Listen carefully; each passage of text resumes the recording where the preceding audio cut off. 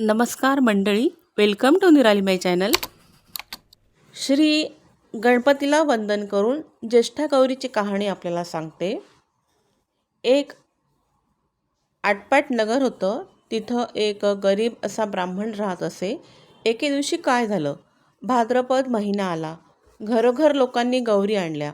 रस्तोरस्ती बायका दिसू लागल्या, घंटा वाजू लागल्या. हे त्या ब्राह्मणाच्या मुलीने पाहिले.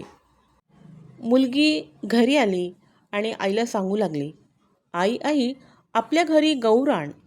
आई म्हणाली, बाळ, गौरी आणून काय करू?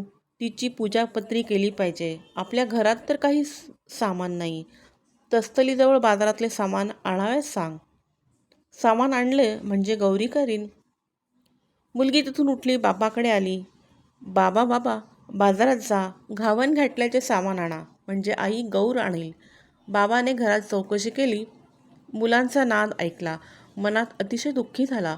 सोन्यासारखी मुलं आहेत, पण त्यांचा हट्ट पुरवत नाही. गरिबीपुढे उपाय नाही. मागायला जावे तर मिळत नाही. त्यापेक्षा मरण बरे, असे म्हणून तो उठला. देवाचा धावा केला. तळ्याच्या पाळी गेला. तिथं जीव द्यावा म्हणून निश्चय केला. अर्ध्या वाटेवर गेला. इतक्यात संध्याकाळ झाली. जवळच एक म्हातारी सवाशीण भेटली. तिने त्याची चाहूल ऐकली. कोण आहे म्हणून विचारले. ब्राह्मणाने तिला आपली हकीकत सांगितली. म्हातारीने त्याचे समाधान केले.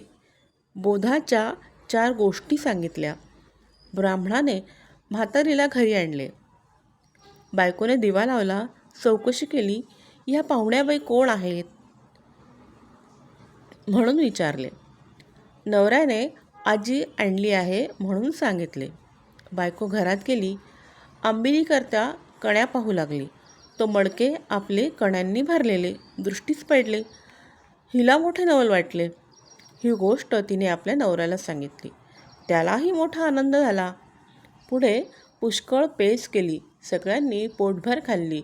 सगळी जणं आनंदाने निजली. सकाळ झाली तशी म्हातारीने ब्राह्मणास हाक मारली. मुला मुला मला न्हाऊ घालायला सांग म्हणून म्हणाली. घावन घातले जेवायला कर. नाही म्हणू नकोस. रडे काही गाऊ नकोस. ब्राह्मण तसाच उठला. घरात गेला. अगं, ऐकलेस का? आजीबाईला न्हाऊ घाल, माकू घाल असं सांगितलं. आपण उठून भिक्षेला गेला. भिक्षा पुष्कळ मिळाली. सपाटून गूळ मिळाला. मग सगळे सामान आणले. ब्राह्मणाला आनंद झाला. बायकोने सगळा स्वयंपाक केला.